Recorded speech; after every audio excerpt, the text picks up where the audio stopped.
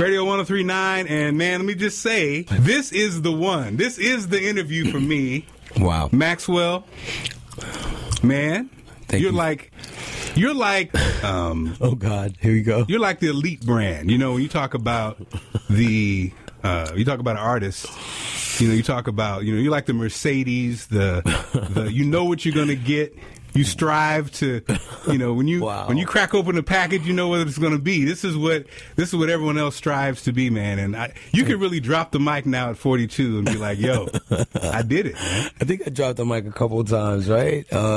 You know, being so in and out of the experience. But thank you so much for your kind words. And I don't know if you've had a lot to drink already, but I hope you did. And if you didn't, well, that means you really mean what you said. But we just try to do things, you know, from a place of love, basically. You know, it's a digital world, as we've been talking about.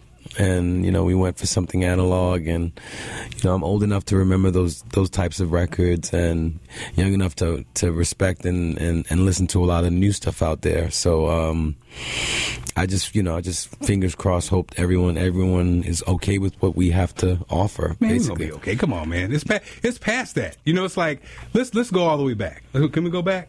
Can we go back, brother? Let's take it back. So, you know, right here in New York, when it first started, you created this buzz.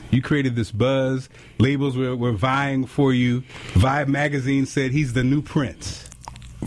Well, yeah. And so, was Prince one of those, you know, guys you looked at?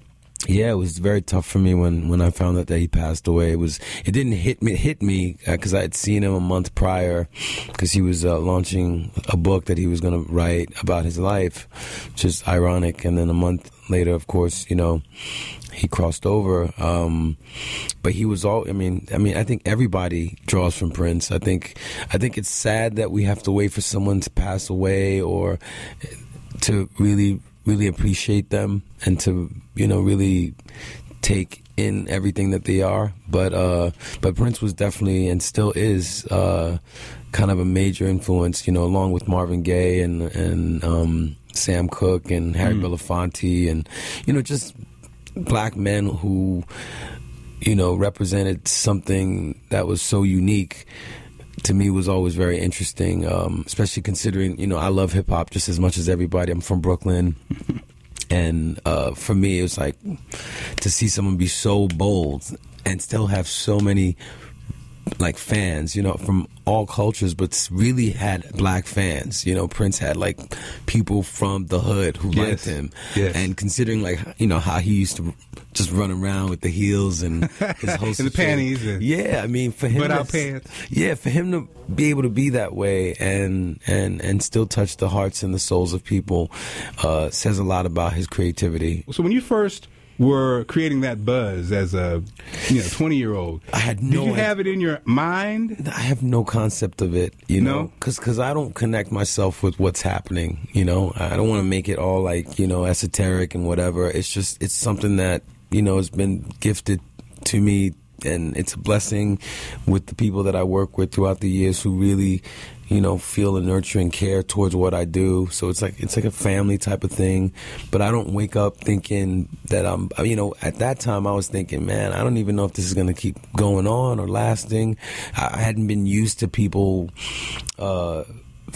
feeling like the way that people were making me feel. So it was almost kind of, is this for real? You know? So I was really skeptical in the beginning, and I'm always pretty skeptical. You know, the time that I usually take a lot with the records is usually me filled with anxiety, just trying to, how am I going to keep up with what was done before, maintain the brand.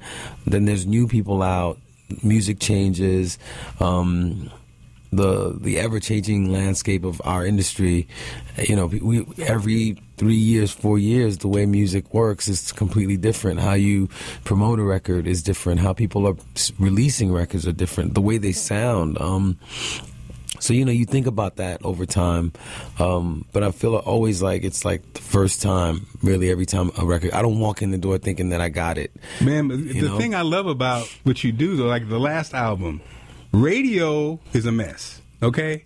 Radio has too much power most of the time, and sometimes it makes or breaks artists. I love the way last time you did the tour. And then radio was begging for the record. I love it. You know what I'm saying? Well, we're going to go on tour first. Exactly. And then ask you to play or not. But what happened was the fans asked the radio to play the record. That's I love so that. Great. That was brilliant. Is that your record company or is that you? I mean, I gotta give it to John.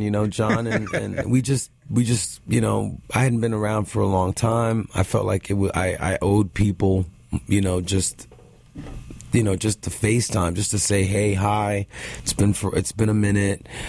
How are you? I hope you still remember what I do. And also, I think when you look back at all the Motown artists, that's kind of what they did. They just went on the road with the songs. It's like an old school Berry Gordy thing to do, because you're active, you're in the marketplace, you actually get to see the people that are really rooting for you.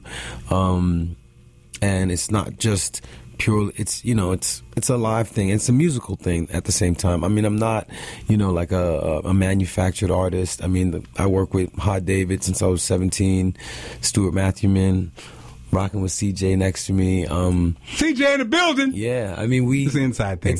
It's a family type of thing, so it's different. So tell us about the latest project. I hope you like it, man. It's real old. One thing I will say is there's stuff to dance to. There's definitely stuff to make love to.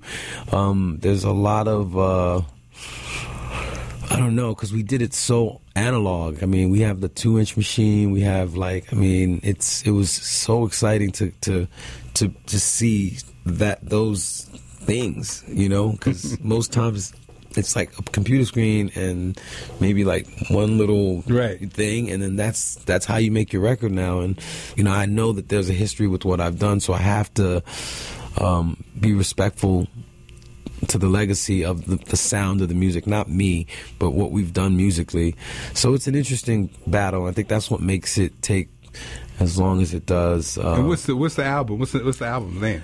Well, it's Black Summer's Night again, but it's the Summers part, since it was the Summers part. Yeah, it's Black was the first, Summers is now, and Night will be, and thankfully done. Night is done. So, but look, man, again, thank you for your time. This is one of my highlights. Period of career, baby. 30 years. Maxwell joining us on Radio 103.9.